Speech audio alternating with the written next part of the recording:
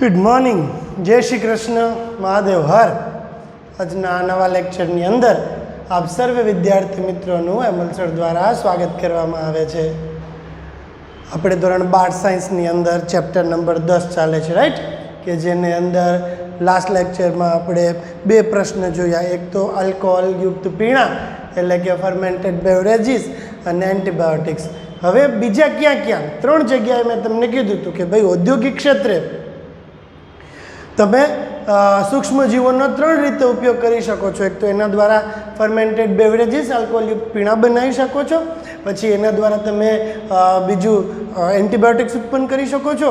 આ સિવાય ઔદ્યોગિક ક્ષેત્રે ઘણા બધા કાર્બનિક એસિડ્સ, આલ્કોહોલ અને ઉત્સેચકોનું ઉત્પાદન સૂક્ષ્મજીવો દ્વારા કરવામાં આવે છે. ઔદ્યોગિક ક્ષેત્રે ઘણા બધા ઉત્સેચકો, આલ્કોહોલ અને કાર્બનિક એસિડના ઉત્પાદન સાથે સૂક્ષ્મજીવો સંકળાયેલા છે. આલ્કોહોલ છે એ તો આપણે ખબર છે, ઈસ્ટમાંથી આલ્કોહોલ મેળવવામાં આવે છે, રાઈટ? ઘણા બધા કાર્બનિક એસિડ્સ છે કે જે તમે ઔદ્યોગિક ક્ષેત્રે મોટા પાયે ઉત્પાદન કરવા માટે સૂક્ષ્મજીવોનો ઉપયોગ કરી શકો છો. અર્થાત સૂક્ષ્મજીવોની મદદ વડે ઔદ્યોગિક ક્ષેત્રે મોટા પાયે તમે ઘણા બધા કાર્બનિક એસિડ્સ બનાવી શકો છો, ઘણા બધા ઉત્સેચક બનાવી શકો છો, રાઈટ? ઘણા બધા બનાવી શકીએ છીએ, પણ આપણે અહીંયા ઘણા બધા માટે જગ્યા નથી. થોડાક 8-10 વસ્તુ છે, બધું તમે ભેગી કરશો ને તો 10 કે 12 વસ્તુ થાય છે. મતલબ 10 કે 12 નિપજ છે, અને એ 10 કે 12 નિપજમાંથી કોઈ પણ વ્યક્તિ પેપર કાઢે, નીટની અંદર એક પ્રશ્ન પૂછે. અત્યારે આપણે જે ભણશું એમાંથી લગભગ 10માંથી 8 પેપરની અંદર આ ટોપિકમાંથી પ્રશ્નો હોય જ. ઓકે, તો આપણે શરૂ કરીએ કે ઔદ્યોગિક ક્ષેત્રે ઘણા બધા કાર્બનિક એસિડ્સ, ઉત્સેચક અને આલ્કોહોલ બનાવવા માટે સૂક્ષ્મજીવોનો ઉપયોગ કરવામાં આવે છે. ઔદ્યોગિક ક્ષેત્રે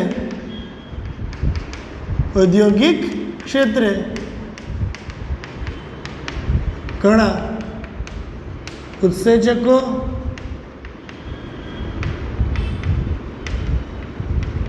કાર્બનિક એસિડ અને આલ્કોહોલનું મોટા પાયે ઉત્પાદન મેળવવા માટે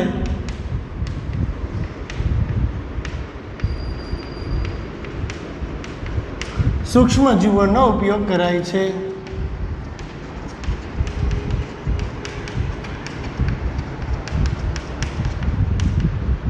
ઘણા બધા કાર્બનિક એસિડ્સ, પહેલાં આપણે શરૂઆત કરશું ટોપિકની કાર્બનિક એસિડથી. ઘણા બધા કાર્બનિક એસિડ આજે સૂક્ષ્મજીવો દ્વારા ઉત્પાદિત કરવામાં આવે છે. હવે આપણા મનમાં પ્રશ્ન ઉદ્ભવે કે સર આ કાર્બનિક એસિડનું આપણે કરશું શું? એનું એક એક્ઝામ્પલ આપીને તમને સમજાવું કે કોઈ વ્યક્તિ છે, એના શરીરની અંદર હિમોગ્લોબિનનું લેવલ ડાઉન થઈ ગયું છે. તો એ હિમોગ્લોબિનનું લેવલ જે ડાઉન થઈ ગયું છે એને અપ કરવા માટે એક વખત તો પહેલાં બહારથી હેમઅપ સિરપ આપવી જ પડે. સિરપનું નામ છે હેમ અપ, મતલબ કે હિમોગ્લોબિનનું લેવલ અપ કરે એવી એક સિરપ એને આપવી જ પડે. એક વખત એના શરીરમાં હિમોગ્લોબિનનું લેવલ માપે આવી જાય પછી આપણે એને કહીએ કે ભાઈ હવે તમે ખજૂર છે, ગોળ છે, પછી ગ્રીન લીફી વેજીટેબલ્સ ખાશો તો હિમોગ્લોબિનનું લેવલ મેન્ટેન થશે. એટલે લેવલને મેન્ટેન કરવા માટે આપણે ફૂડ આઇટમ્સનો યુઝ કરીએ છીએ. પણ એક વખત ઘટી ગયેલું લેવલ છે એને અપ લેવા માટે તો આપણે રસાયણ આપવા જ પડે. લાઈક કોઈ એક એક્ઝામ્પલ એક આપું તમને કે કોઈ એક વ્યક્તિ છે એની અંદર વિટામિન સીની ઉણપ છે. તો વિટામિન સીની ઉણપ ઘણા સમય પછી જોવા મળે છે આપણે, બરાબર? જરાક જ ઓછું વિટામિન સી હોય તો તમને ખબર ના પડે. જ્યારે આપણે એના લક્ષણો જોવા મળે ત્યારે વિટામિન સીનું લેવલ ઘણું ડાઉન થઈ ગયું છે. તો આવી કન્ડિશનમાં વિટામિન સીનું જે લેવલ ડાઉન થઈ ગયું છે એને અપ લઈ આવવા માટે પહેલાં તો એને હેવી ડોઝ બહારથી આપવા જ પડે. હા, એક વખત એના શરીરમાં વિટામિન સીનું લેવલ અપ થઈ જાય એટલે એને સાઇટ્રિક એસિડ પહેલાં તો આપણે બહારથી આપવું જ પડે. એક વખત એના શરીરમાં સાઇટ્રિક એસિડનું ઉત્પાદન યોગ્ય દરે થઈ જાય, મતલબ કે એને જે ડેફિશિયન્સી થઈ ગઈ હતી એ ડેફિશિયન્સી બેલેન્સ થઈ જાય પછી તમે એને એમ કહો કે હવે લીંબુ છે, નારંગી છે, એવા ખાટા ફળો ખાજો એટલે તમને એનું લેવલ બેલેન્સ રહેશે, મેન્ટેન રહેશે. એટલે ઘટી ગયેલું લેવલ છે એને વધારવા માટે તો કન્ફર્મ આપણે બહારથી કંઈક ને કંઈક આપવું જ પડે છે. તો ઔદ્યોગિક ક્ષેત્રે આ બધી વસ્તુ આપણે જે ઉત્પાદિત કરીએ છીએ એ આપણે સપ્લાય કરીએ છીએ કે ને, તો કે આ બધા જેના શરીરમાં જે કાંઈ પણ કાર્બનિક એસિડ જે કાંઈ પણ ઉત્સેચક ઘટે છે તો એ પૂરું પાડવા માટે આપણે એનો ઉપયોગ કરતા હોઈએ છીએ. તો અત્યારે હું તમને થોડા ઘણા નામ આપીશ કે જે આપણે સૂક્ષ્મજીવોમાંથી મેળવતા હોઈએ ને એવા કેટલાક નામ આપણે અત્યારે જોવાના છે. એમાંથી પહેલું નામ આવશે સાઇટ્રિક એસિડ. સાઇટ્રિક એસિડ એનું ઔદ્યોગિક ઉત્પાદન છે ને એસ્પરજીલસ નાઇજર નામની ફૂગમાંથી. એસ્પરજીલસ નાઇજર એ ફૂગ છે, એમાંથી સાઇટ્રિક એસિડનું ઔદ્યોગિક ઉત્પાદન કરવામાં આવે છે. આ પ્રકારે ઔદ્યોગિક ઉત્પાદન દ્વારા મેળવવામાં આવેલા સાઇટ્રિક એસિડને વિટામિન સીની ઉણપ એટલે કે સ્કર્વી રોગ ધરાવતા દર્દીને આપી શકાય છે. ઓકે, એઝેટોબેક્ટર એસિટી નામના બેક્ટેરિયા, એઝેટોબેક્ટર એસેટી એક ટાઈપના બેક્ટેરિયા છે, એમાંથી એસિટિક એસિડ મળે. એસિટિક એસિડનું ઔદ્યોગિક ઉત્પાદન કરાય. આ જ પ્રકારે ક્લોસ્ટ્રીડિયમ,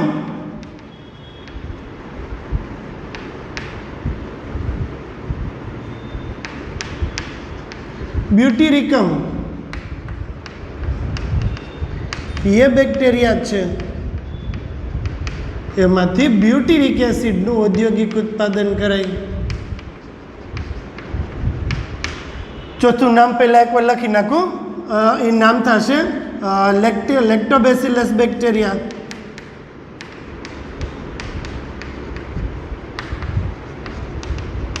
કે જેમાંથી લેક્ટિક એસિડનું ઔદ્યોગિક ઉત્પાદન કરવામાં આવે છે. બરાબર, ક્લોસ્ટ્રીડિયમ બ્યુટીરિકમ બેક્ટેરિયામાંથી બ્યુટીરિક એસિડ. ચાલો પહેલાં આપણે અહીંયા 4 વસ્તુ યાદ કરવાની છે. કઈ 4 વસ્તુ થશે? તો એસ્પરજીલસ નાઇજર કે જે એક ટાઈપની ફૂગ છે એમાંથી સાઇટ્રિક એસિડનું ઔદ્યોગિક ઉત્પાદન થાય છે. એઝેટોબેક્ટર એસિટી બેક્ટેરિયા છે કે જે આમાં તમે એનાલિસિસ કરશો ને તો જોશો કે એક જ બેક્ટેરિયા એક જ ફૂગ છે, એ સિવાય બધાય બેક્ટેરિયા જ છે. ઓકે, ખાલી એક જ ફૂગ છે એસ્પરજીલસ નાઇજર, અથવા કોક એસ્પરજીલસ નિગર બોલે, કોક એસ્પરજીલસ નાઇજર બોલે. Right, it's okay. Aspergillus niger અથવા એસ્પરજીલસ નાઇજર કે જે એક ટાઈપની ફૂગ છે અને આ ફૂગમાંથી સાઇટ્રિક એસિડનું ઔદ્યોગિક ઉત્પાદન કરી શકાય છે. આ જ પ્રકારે એઝેટોબેક્ટર એસિટી એક ટાઈપના બેક્ટેરિયા છે. આ બેક્ટેરિયા એસિટિક એસિડના ઔદ્યોગિક ઉત્પાદન માટે એસિટિક એસિડને આપણે વિનેગર તરીકે ઓળખીએ છીએ. વિનેગર સોસની અંદર, અથાણાની અંદર, બરાબર, બહારના અથાણા હશે ને એ તમે જોજો એ વધારે ખાટા લાગશે. આપણે એ ઘરના અથાણા એટલા ખાટા નહીં લાગે, કારણ કે એમાં એ લોકો વિનેગર નાખ્યું હોય. બહારનો સોસ છે એની અંદર એ લોકો વિનેગર નાખતા હોય છે. વિનેગર એક ટાઈપના પ્રિઝર્વેટિવ તરીકે વર્તે છે. કેના તરીકે વર્તે છે? પ્રિઝર્વેટિવ. એટલે કે લાંબા સમય સુધી કોઈ વસ્તુને બગડવા ના દેવી હોય તો એની અંદર, અથાણાની અંદર જો વિનેગર નાખી દેવામાં આવે તો એ અથાણું ઘણા લાંબા સમય સુધી સચવાયેલું પડ્યું રહે છે, બગડી જતું નથી. બરાબર, તો એસ્પરજીલસ નાઇજર છે એમાંથી સાઇટ્રિક એસિડનું ઔદ્યોગિક ઉત્પાદન કરાય. એઝેટોબેક્ટર એસિટી બેક્ટેરિયા છે જે એસિટિક એસિડનું ઔદ્યોગિક ઉત્પાદન કરી આપે છે. ક્લોસ્ટ્રીડિયમ બ્યુટીરિકમ બેક્ટેરિયા છે કે જેના દ્વારા બ્યુટીરિક એસિડનું ઔદ્યોગિક ઉત્પાદન કરવામાં આવે છે. આ સિવાય ઘણા બધા હજી ઉત્સેચક હોય છે, લાઈક યીસ્ટમાંથી ઇથેનોલનું ઔદ્યોગિક ઉત્પાદન કરાય છે. એ તો આપણે એના વિશે તો ઘણી ડિટેલ માહિતી આપણે લીધી. બરાબર, એના પછી આવશે લોન્ડ્રીમાં તેલના ડાઘ દૂર કરવા માટે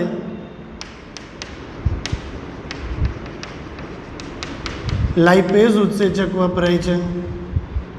આપણા ઘરે તેલનો ડાઘ કપડાની અંદર થઈ ગયો છે, એક્સપેન્સિવ મોંઘા કપડાં છે એની અંદર તેલનો ડાઘ થઈ ગયો છે તો ઘરે નહીં નીકળે તેલનો ડાઘ, પણ લોન્ડ્રીમાં આપણે આપીએ ને તો એ લાઇપેઝના 2 ટીપા નાખે, લાઇપેઝ નાખે એટલે લિપિડ. તેલ એટલે કોણ છે? લિપિડ. લાઇપેઝ નાખો એટલે શું થઈ જાય? લિપિડનું પાચન થઈ જાય, લિપિડનું પાચન થઈ જાય, ગ્લિસરોલ અને ફેટી એસિડ બની જાય, લિપિડના બંધારણીય ઘટકો છૂટા પડી જાય એટલે તેલનું જે ઓલી સ્ટિકીનેસ હતી ને, ચોટી રહેવાની ક્ષમતા હતી ને, એ ક્ષમતા એ જટી રહે. તો લોન્ડ્રીમાં તેલના ડાઘ દૂર કરવા માટે લાઇપેઝનો ઉત્સેચક ઉપયોગ કરવામાં આવે છે. આ સિવાય પેલા ફ્રૂટ જ્યુસ, આપણે જે ઘણા પેક્ડ ફ્રૂટ જ્યુસ મળતા હોય ને, ઘણા બધા પેક્ડ ફ્રૂટ જ્યુસ આપણે મળતા હોય છે બજારની અંદર, તો એ બજારની અંદર જે પેક્ડ ફ્રૂટ જ્યુસ મળતા હોય ને, આ ફ્રૂટ જ્યુસનું ક્લિનિંગ કરવા માટે, એને એકદમ શુદ્ધ કરવા માટે, એકદમ ટ્રાન્સપરન્ટ કરવા માટે, કારણ કે ઘરે તમે કોઈક દિવસ ફ્રૂટનું જ્યુસ કાઢજો, બહાર તમને જેવું ટ્રાન્સપરન્ટ મળે ને એવું ઘરે ના મળે, બરાબર? તો બહાર કેમ ફ્રૂટ જ્યુસ ટ્રાન્સપરન્ટ થઈ ગયું, શુદ્ધ થઈ ગયું?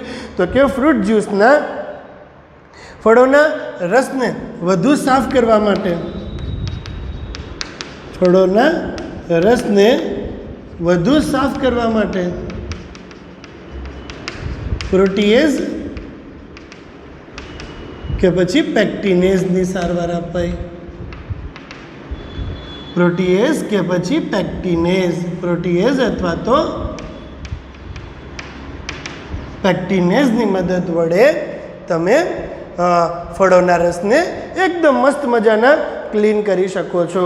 ઓકે, પ્રોટીએઝ અને પેક્ટિનેઝની સારવાર આપવામાં આવે તો ફળોના રસને આપણે શુદ્ધ કરી શકીએ છીએ, એકદમ ક્લીન થઈ જાય, બરાબર?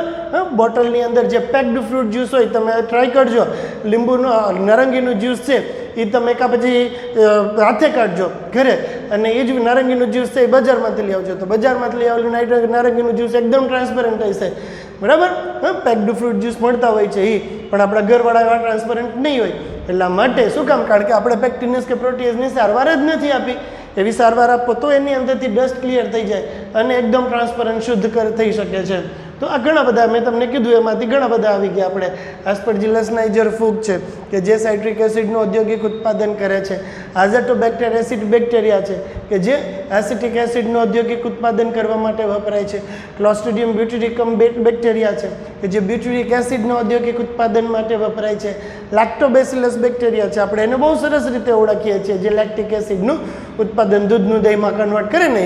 તો આ ત્રણ જોશો ને, acetic acid, બ્યુટેરિક acid, lactic acid છે. ત્રણના એની અંદર જ નામ આવી જાય. એક એસ્પરજીલસ નાઇજર જ અલગ પડે, પણ હા આખું નામ પાકું આખું નામ કરવાનું, કારણ કે એઝેટોબેક્ટર એસિટીના બદલે લેક્ટો એસિટી કરી નાખે કે ક્લોસ્ટ્રિડિયમ એસિટી કરી નાખે ને, એટલે આખું નામ તો જોશે જ, પણ અડધું નામમાંથી જ એની પ્રોડક્ટ એની પાસે અવેલેબલ છે. ઓકે, ફળોના રસને વધુ સાફ કરવા માટે આપણે પેક્ટિનેઝનો યુઝ કર્યો છે, રાઈટ? હવે જેનેટિક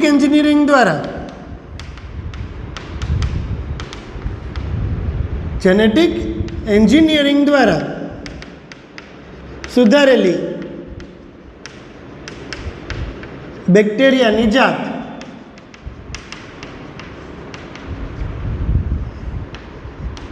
સ્ટ્રેપ્ટોકોકસ, એમાંથી સ્ટ્રેપ્ટોકાઇનેઝ મળે છે.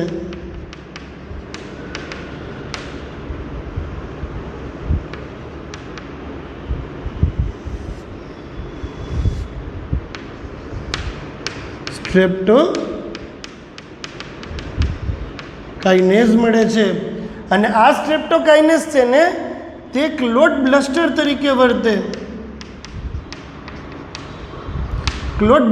તરીકે વર્તે અને લોહીની નળીઓમાં જામી જતા રુધિરને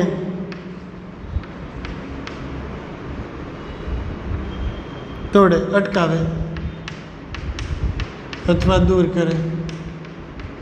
બરાબર? આપણે ખબર છે ને એથેરોસ્ક્લેરોસિસ કોના કારણે થયું હતું? તો કે રુધિરવાહિની હોય એની અંદર રુધિર જામતું જાય અને રુધિરવાહિનીને પોલાણ સાંકડા થતા જાય, એના કારણે કોઈ વ્યક્તિને હાર્ટ એટેક આવે છે. બરાબર? લોહીની જે રુધિર લાઈક એમ કહું તમને હું કે ઇન્ટરનલ ઇન્જરી થઈ છે, કોઈ વ્યક્તિનું એક્સિડન્ટ થઈ ગયું, ફિઝિકલી કાંઈ ડેમેજ તમને જોવા નથી મળતા, પણ ઇન્ટરનલી માણસ મરી ગયું છે એવું લાગે ક્યારેક કે ભાઈ બહારથી તમે જુઓ ને તો તમને એમ લાગે કે આમ તો કાંઈ નથી થયું, પણ હકીકતમાં થોડીક વાર થાય ને તે માણસ મરી જાય. શું કામ મરી જાય છે એ માણસ? એના પાછળનું કારણ શું હતું? તો કે એ વ્યક્તિને ઇન્ટરનલ ઇન્જરી થઈ હતી, ફિઝિકલી બહારથી ઇન્જરી નથી થઈ. ઇન્જરી ક્યાંથી થઈ હતી? અંદરથી ઇન્જરી થઈ હતી. અને અંદરથી ઇન્જરી થઈ હતી ને એટલા માટે ક્યાંક એના શરીરમાં ક્યાંક એવી જગ્યા હતી કે જ્યાં આગળ લોહી જામી ગયું હતું, અને એના શરીરની અંદર લોહી જામી ગયું હતું ને એટલા માટે એ ગુજરી ગયા. તો આવા એથેરોસ્ક્લેરોસિસ હોય ને એની અંદર આવી રુધિરગાંઠો બહુ બને. એથેરોસ્ક્લેરોસિસમાં આવી રુધિરગાંઠો ઘણી બધી બની જતી હોય. તો આ રુધિરગાંઠોને ઓગાળવા માટે, એથેરોસ્ક્લેરોસિસ દરમિયાન થયેલી રુધિરગાંઠોને ઓગાળવા માટે આપણે આનો ઉપયોગ કરી શકીએ છીએ. હજી એક આવશે ટ્રાઇકોડર્મા. ટ્રાઇકોડર્મા પોલિસ્પોરમ. ટ્રાઇકોડર્મા પોલિસ્પોરમ કે જે એક પ્રકારની યીસ્ટ છે.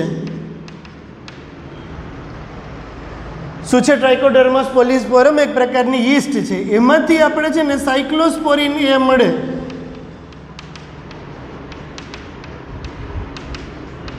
સાયક્લોસ્પોરિન એ મળે જે અંગ પ્રત્યારોપણ સામેનો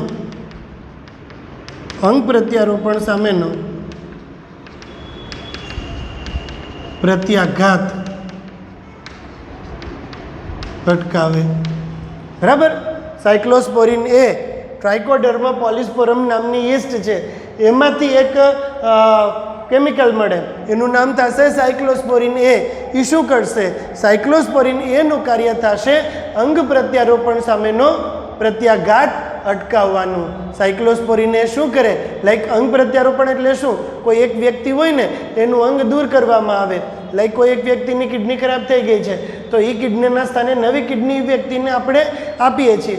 જ્યારે જૂની કિડનીના સ્થાને વ્યક્તિને નવી કિડની આપવામાં આવે છે ત્યારે ફાયદો શું થશે? એ વ્યક્તિ પાછો જીવતો તો થઈ જશે, એનું રૂટીન લાઈફ તો થઈ જશે, પણ એ તમે બહારથી જે નવી કિડની ઇન્ટ્રોડ્યુસ કરી છે ને, એ બહારથી જે એને કિડની આપવામાં આવી છે ને એના લીધે, બહારથી જે કિડની આપવામાં આવી છે એના લીધે બન્યું એવું કે આપણું પ્રતિકારક તંત્ર છે એ તો કોઈ એમને એમ બહારથી કોઈ પ્રજાત દ્રવ્ય છે એને આપણા શરીરની અંદર રહેવા ન દે. કોઈ બી તમે આપણે ઓલા વેક્સિનેશન આપીએ ને ત્યારે ખાલી મરેલા બેક્ટેરિયા નાખ્યા હોય ને તોય આપણું શરીર એનો તરત જ નાશ કરી નાખે. આપણું શરીર બહારથી આવતા કોઈ બી પ્રજાત દ્રવ્યને શરીરની અંદર સેટ થવા દેતું જ નથી. એ શરીરની અંદર એની ખાસિયત જ છે પ્રતિકારક તંત્રની. તો આવડી મોટી કિડની તમે કોઈક વ્યક્તિના શરીરની અંદર દાખલ કરશો તો સ્વાભાવિક છે કે શરીરનું પ્રતિકારક તંત્ર સામું રિએક્ટ તો કરશે જ. તો આવી પરિસ્થિતિમાં પ્રતિકારક તંત્રને રિએક્ટ ના કરવા દેવામાં આવે, એનું રિએક્શન અટકાવવામાં આવે, એટલા માટે આવા વ્યક્તિઓને આપણે સાયક્લોસ્પોરિન એ આપીએ. સાયક્લોસ્પોરિન એ આપીએ ને તો એનું પ્રતિકારક તંત્ર થોડા સમય માટે કેવું થઈ જશે? નિષ્ક્રિય થશે. અને પ્રતિકારક તંત્ર થોડા સમય માટે નિષ્ક્રિય થશે ને એટલે પ્રત્યારોપિત અંગને શરીરની અંદર સેટ થવાનો ટાઈમ મળી જશે. ઓકે. અને સૌથી છેલ્લે આવે છે મોનોસ્કસ પુરપુરિયસ. એ એક પ્રકારની યીસ્ટ છે, એમાંથી સ્ટેટિન્સ મળે છે જે રુધિરમાં કોલેસ્ટેરોલનું પ્રમાણ ઘટાડે છે.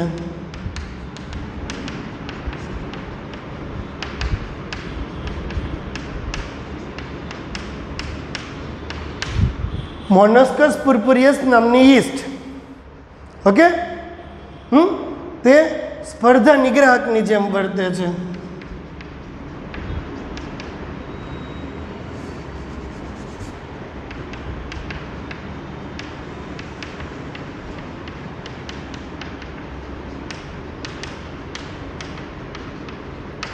સ્પર્ધા નિગ્રાહકની જેમ વર્તે છે અને એ રુધિરની અંદર કોલેસ્ટ્રોલનું લેવલ ડાઉન કરીને આપે છે. કોઈ વ્યક્તિ હોય ને એ એથેરોસ્ક્લેરોસિસમાં રુધિરની અંદર કોલેસ્ટ્રોલ જમા થતો હોય, આપણે ખબર છે કે વાત એ જ ગઈ છે કે કોલેસ્ટ્રોલ છે એ રુધિરવાહિનીને સાંકડી કરતું જાય, બરાબર. કોલેસ્ટ્રોલ ક્યાં જમા થાય? કોલેસ્ટ્રોલ રુધિરવાહિનીઓની અંદરની દિવાલમાં જમા થાય. હવે આ રુધિરવાહિનીની અંદરની દિવાલ એમાં કોલેસ્ટ્રોલ જમા થતું જાય અને અલ્ટિમેટલી એક સમય એવો આવે કે આ કોલેસ્ટ્રોલ આખી રુધિરવાહિનીને બ્લોક કરી દે છે. આવી પરિસ્થિતિને હાર્ટ એટેક કહેવામાં આવે છે. શું કહેવાય આ પરિસ્થિતિને? હાર્ટ એટેક તરીકે ઓળખવામાં આવે છે. રાઈટ, આ હાર્ટ એટેક છે એના લીધે ઘણી વખત માણસો મરી જતા હોય છે. ઘણી વખત નહીં, 10માંથી 9 કેસ તો હાર્ટ એટેકની અંદર મરી જ જતા હોય છે. તો કોઈ વ્યક્તિને હાર્ટ એટેક આવ્યું છે એનો અર્થ એ વ્યક્તિ જીવે છે.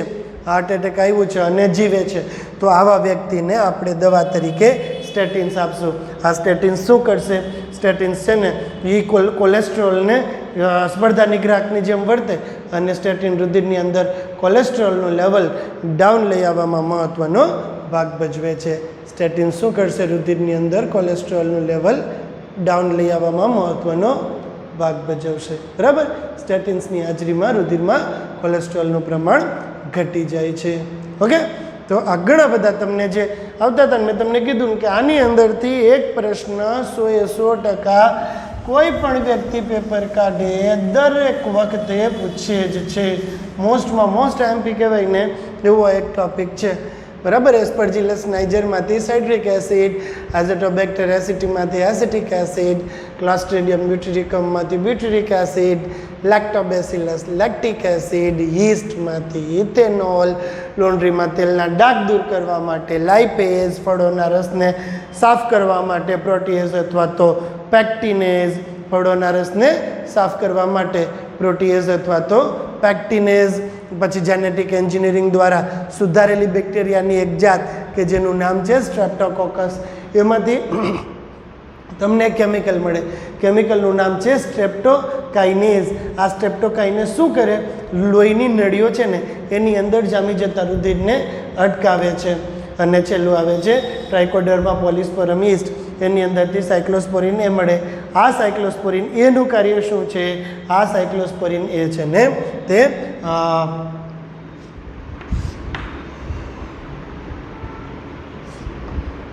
સાયક્લોસ્પોરિન એ અંગ પ્રત્યારોપણ સામેનો પ્રત્યાઘાત અટકાવે છે. મોનોસ્કસ પુર્પુરિયસ યીસ્ટમાંથી સ્ટેટિન્સ મળે કે જે રુધિરની અંદર કોલેસ્ટ્રોલને ઘટાડવામાં મહત્ત્વનો ભાગ ભજવે છે. સ્પર્ધા નિગ્રાહકની જેમ વર્તે અને રુધિરની અંદરથી કોલેસ્ટ્રોલનું પ્રમાણ ઘટાડવામાં તે મહત્ત્વનો ભાગ ભજવે છે. ઓકે, સો આ એક આપણે જુદા જુદા રસાયણોની વાત કરી. રાઈટ, હવે આપણે બાયોગેસ વિશે વાત કરવાની છે. બીજો આજનો ટોપિક છે બાયોગેસ. સિક્વન્સમાં સીવેજ ટ્રીટમેન્ટ પ્લાન્ટ આવે છે, પણ સીવેજ ટ્રીટમેન્ટ પ્લાન્ટ છે એ આખો એક દિવસનો એક જ પ્રશ્ન છે, એટલે એ આપણે નેક્સ્ટ ડે માટે રાખીએ. બાયોગેસ પ્લાન્ટ છે એમાં કંઈ જાજુ પૂછાતું નથી.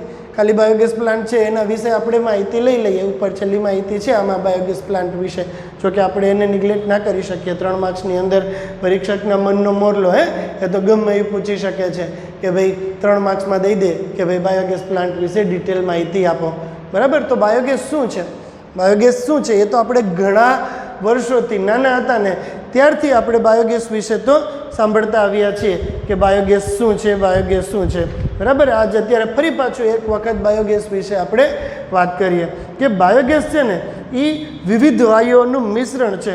મિથેન, એકને એક જ પ્રશ્ન આ ટોપિકમાંથી નીટમાં ખાલી એક જ પ્રશ્ન પૂછાય છે કે બાયોગેસ છે એ શું છે? બાયોગેસ કેનું મિશ્રણ છે? તો કે બાયોગેસ મિથેન, હાઇડ્રોજન સલ્ફાઇડ અને કાર્બન ડાયોક્સાઇડનું મિશ્રણ છે. એકને એક જ પ્રશ્ન નીટની અંદર કરવાનું મારે જો હોય ને તો 2 પ્રશ્ન થશે. એક તો બાયોગેસ છે એ મિથેનોજેન્સ નામના બેક્ટેરિયા દ્વારા ઉત્પન્ન કરવામાં આવે છે. આ મિથેનોજેન્સ બેક્ટેરિયા ઢોરના પાચન માર્ગમાં જઠરના પ્રથમ અમાશયની અંદર વસવાટ કરે છે. બાયોગેસ કેના દ્વારા ઉત્પન્ન કરવામાં આવે છે? મિથેનોજેન્સ નામના બેક્ટેરિયા દ્વારા ઉત્પન્ન કરવામાં આવે છે. આ મિથેનોજેન્સ નામના બેક્ટેરિયા ઢોરના પાચન માર્ગમાં જઠરના પ્રથમ અમાશયની અંદર વસવાટ કરે છે. રાઈટ, અને મિથેનોજેન્સ બેક્ટેરિયા છે એ અજારક શ્વસનની પ્રક્રિયા કરે. સેલ્યુલોઝ ધરાવતા માધ્યમ ઉપર મિથેનોજેન્સ બેક્ટેરિયા જ્યારે અસર કરે છે ને ત્યારે સેલ્યુલોઝનું પાચન કરે છે અને મિથેન વાયુ ઉત્પન્ન કરે છે. એટલે ઢોરના પાચન માર્ગમાં આ બેક્ટેરિયા બહુ મોટા જથ્થાની અંદર જોવા મળે છે, રાઈટ. અને ઢોરના મળની સાથે આ બેક્ટેરિયા શરીરની બહાર આવે છે. અને આપણે ઢોરના મળનો ઉપયોગ ફરી પાછો બાયોગેસ પ્લાન્ટની અંદર કર્યો, એટલા માટે બાયોગેસ પ્લાન્ટને ગોબર ગેસ પ્લાન્ટ તરીકે પણ ઓળખવામાં આવે છે. જનરલ વાત છે કે ભાઈ બાયોગેસ શું છે? બાયોગેસ વિવિધ વાયુઓનું મિશ્રણ છે, બરાબર. એનો મુખ્ય બંધારણીય ઘટક મિથેન છે. આ સિવાય એની અંદર કાર્બન ડાયોક્સાઇડ અને હાઇડ્રોજન પણ જોવા મળે છે. ક્યાંક ક્યાંક હાઇડ્રોજન એ લોકો લખે છે, ક્યાંક ક્યાંક હાઇડ્રોજન સલ્ફાઇડ પણ લખે છે, બરાબર. હવે જ્યારે આથવણની પ્રક્રિયા થાય છે ને, ત્યારે જુદા જુદા પ્રકારના વાયુઓ ઉત્પન્ન થતા હોય છે. આથવણની પ્રક્રિયા દરમિયાન જ્યારે અજારક માધ્યમની અંદર આથવણની પ્રક્રિયા થાય ને, ત્યારે વિવિધ પ્રકારના વાયુઓ ઉત્પન્ન થતા હોય છે. લાઈક ક્યારેક છે ને ચીઝ બનાવો તમે તો કાર્બન ડાયોક્સાઇડ ઉત્પન્ન થાય. ઢોસાને ઇડલી બનાવવા માટેનું કણક છે એની અંદર આથવણની પ્રક્રિયા કરો તો તમે કાર્બન ડાયોક્સાઇડ ઉત્પન્ન થશે. પરંતુ જ્યારે સેલ્યુલોઝ ધરાવતા માધ્યમની અંદર અજારક શ્વસનની પ્રક્રિયા કરવામાં આવે ત્યારે મિથેન સાથે સાથે કાર્બન ડાયોક્સાઇડ અને હાઇડ્રોજન જેવા વાયુઓનું મિશ્રણ પ્રાપ્ત થાય છે. આવા મિશ્રણને બાયોગેસ તરીકે ઓળખવામાં આવે છે, રાઈટ. જ્યારે આથવણની પ્રક્રિયા થાય ત્યારે શું થાય? જ્યારે આથવણની પ્રક્રિયા થાય ત્યારે વિવિધ પ્રકારના વાયુઓ ઉત્પન્ન થતા હોય છે. તમે ઢોસા કે ઇડલીનું ખીરું બનાવતી વખતે આથવણ લઈ આવો, કાર્બન ડાયોક્સાઇડ ઉત્પન્ન થાય છે. ચીઝ બનાવો, કાર્બન ડાયોક્સાઇડ ઉત્પન્ન થાય છે. પણ સેલ્યુલોઝ ધરાવતા માધ્યમની અંદર જ્યારે આથવણની પ્રક્રિયા થાય ત્યારે મિથેન વાયુ, કાર્બન ડાયોક્સાઇડ વાયુ, હાઇડ્રોજન સલ્ફાઇડ વાયુ ઉત્પન્ન થાય છે. ઓકે, આ મિશ્રણ છે એને બાયોગેસ તરીકે ઓળખવામાં આવે છે. આ બેક્ટેરિયા કે જે બાયોગેસ ઉત્પન્ન કરવા સાથે સંકળાયેલા છે એ બેક્ટેરિયાને મિથેનોજેન્સ તરીકે ઓળખવામાં આવે છે. આર્કીબેક્ટેરિયા, મિથેનોજેન્સ બેક્ટેરિયા, રાઈટ. એમાંથી એક બેક્ટેરિયા કે જેનું નામ છે મિથેનોબેક્ટેરિયમ. આ બેક્ટેરિયા બે જગ્યાએ જોવા મળે તમને. કઈ બે જગ્યાએ જોવા મળે? એક તો ઢોરના પાચન માર્ગમાં જઠરના પ્રથમ અમાશયની અંદર, અને બીજું સીવેજ ટ્રીટમેન્ટ પ્લાન્ટ કે જે આપણે કાલે જોશું. ઢોરના પાચન માર્ગના જઠરના પ્રથમ અમાશયમાં અને સીવેજ ટ્રીટમેન્ટ પ્લાન્ટમાં બે જગ્યાએ તમને આ બેક્ટેરિયા જોવા મળે છે. આ બેક્ટેરિયા શું કરશે? સેલ્યુલોઝનું પાચન કરે. સેલ્યુલોઝનું પાચન કરે તો મિથેન, કાર્બન ડાયોક્સાઇડ અને હાઇડ્રોજન વાયુનું મિશ્રણ ઉત્પન્ન કરે. આ મિશ્રણને બાયોગેસ તરીકે ઉત્પન્ન કરવા ઉપયોગમાં લેવામાં આવે છે. આ કન્સેપ્ટ મારે પૂરો થઈ ગયો આજનો કહેવાનો હતો એ. બાયોગેસ પ્લાન્ટમાં શું હોય? એક મોટું 10-20 ફૂટ જેટલું મોટું એક ખાડો કરવામાં આવે. ખાડાના અંદરની બાજુએથી સિમેન્ટ કોન્ક્રીટથી કવર કરી દેવામાં આવે, રાઈટ. એક સાઈડથી ઇનલેટ આપવામાં આવે કે જ્યાંથી આપણે કચરો ફેંકીએ છીએ, અને એક સાઈડથી આઉટલેટ આપવામાં આવે કે જ્યાંથી આપણે જૈવિક ખાતર બહાર કાઢીએ છીએ. ઉપર તરતું આચ્છાદન રાખી દેવામાં આવે, ઉપર એક પાઇપ જોડી દેવામાં આવે. હવે આપણે જ્યારે જે વનસ્પતિજન્ય સૂકો કચરો, પ્રાણીઓના મળમૂત્ર, આ બધું પાણી સાથે મિક્સ કરીએ એના સ્લરી છે ને, એને આપણે બાયોગેસ પ્લાન્ટની અંદર નાખીએ, એને અનડિસ્ટર્બ મૂકી દઈએ. મિથેનોજેન્સ બેક્ટેરિયા અજારક શ્વસન કરે એટલે પાચન થાય. પાચન થાય તો મિથેન વાયુ ઉત્પન્ન થાય. મિથેન વાયુ ઉત્પન્ન થાય એટલે આચ્છાદન ઉંચકાય. ઉપરની સાઈડમાં પાઇપલાઇન જોડેલી હોય. આ પાઇપલાઇન રસોડામાં લઈ જાઓ, રસોઈ બનાવો એના દ્વારા. આ પાઇપલાઇનને અન્ય કોઈ જગ્યાએ લઈ જાઓ, દીવા પેટાવો અને સૂર્યપ્રકાશ ઉત્પન્ન કરો, બરાબર. આજે ગામડાની અંદર વધુ પ્રમાણમાં છાણ પ્રાપ્ય હોય, કારણ કે ગામડાની અંદર ખેતીની પ્રક્રિયા થતી હોય, પશુપાલનની પ્રક્રિયા થતી હોય, એટલે આવો જૈવિક કચરો મોટા પ્રમાણમાં ઉત્પન્ન થાય. ઓકે, ગામડાની અંદર જૈવિક ખાતર બને એટલે આ જૈવિક કચરો મોટા પ્રમાણમાં ઉત્પન્ન થાય છે. એટલે ગામડાની અંદર તમે ઇઝીલી બાયોગેસ પ્લાન્ટ બનાવી શકો છો. જ્યાં સુધી એમાં ગેસ છે ત્યાં સુધી એમાંથી ગેસ ઉત્પન્ન થશે, અને જ્યારે એમાંથી ગેસ દૂર થઈ જશે ને ત્યારે તમે એનો ઉપયોગ, જ્યારે એમાંથી ગેસ દૂર થઈ જાય છે ત્યારે એની મદદ વડે આપણે શું કરશું? તો કે જ્યારે એમાંથી ગેસ દૂર થઈ જશે ત્યારે ઓલો જે કચરો હતો ને એ જૈવિક ખાતર તરીકે આપણે ઉપયોગમાં લેશું, રાઈટ. તો આ પ્રકારે બાયોગેસ પ્લાન્ટ ઘણી બધી જગ્યાએ કાર્યરત હોય છે, બરાબર. ઇન્ડિયન એગ્રીકલ્ચરલ રિસર્ચ ઇન્સ્ટિટ્યૂટ અને ખાદી વિલેજ ઇન્ડસ્ટ્રીયલ કમિશન અથવા તો ખાદી ગ્રામોદ્યોગ કમિશન, આ બે એવી ઓર્ગેનાઇઝેશન છે કે જે બાયોગેસ પ્લાન્ટ સાથે સંકળાયેલી છે. ત્યાં આગળ તમે જાઓ તો તમને બાયોગેસ પ્લાન્ટનું વર્કિંગ જોઈ શકો છો, તમે આખી પ્રક્રિયા સમજી શકો છો. So this was all about the biogas plant. Simple? Biogas શું છે લખતા જઈએ હવે ફટાફટ. બાયોગેસ એ વિવિધ વાયુઓનું મિશ્રણ છે. બાયોગેસ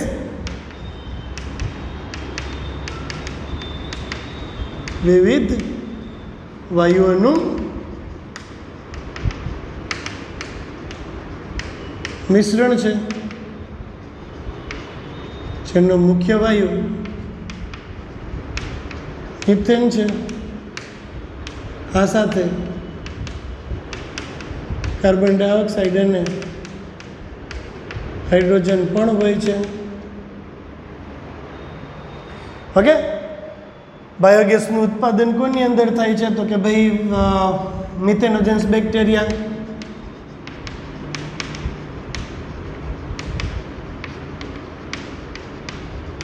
ઢોરના પાચન માર્ગમાં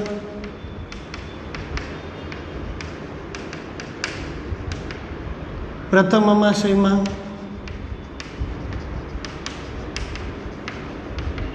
અને સુવેજ ટ્રીટમેન્ટ પ્લાન્ટમાં જોવા મળે છે. આ બેક્ટેરિયા સેલ્યુલોઝ ધરાવતા માધ્યમ ઉપર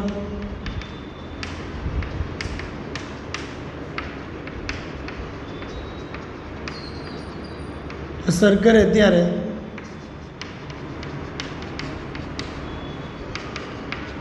મિથેન, કાર્બન ડાયોક્સાઇડ અને હાઇડ્રોજન બાયોગેસ સ્વરૂપે ઉત્પન્ન થાય છે.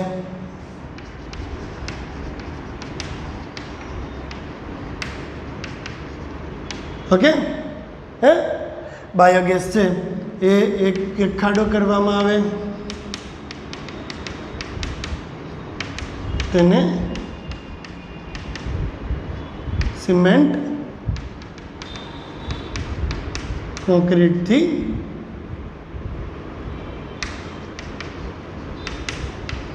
આચ્છાદિત કરાય, મતલબ તેની દિવાલને સિમેન્ટ કોન્ક્રીટથી કવર કરી દેવાની, ઉપર તરતું આચ્છાદન રાખવાનું. હવે શું કરવાનું, અંદર જૈવિક કચરો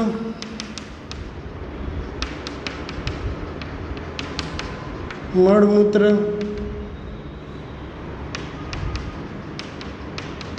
દાખલ કરો.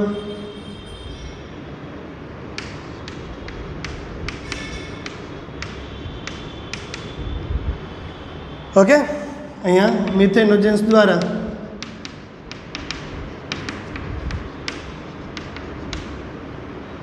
મિથેન વાયુ ઉત્પન્ન થશે.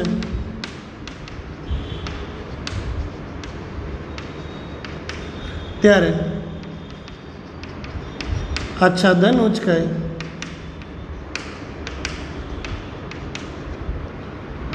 આ સાથે જોડેલી પાઇપમાં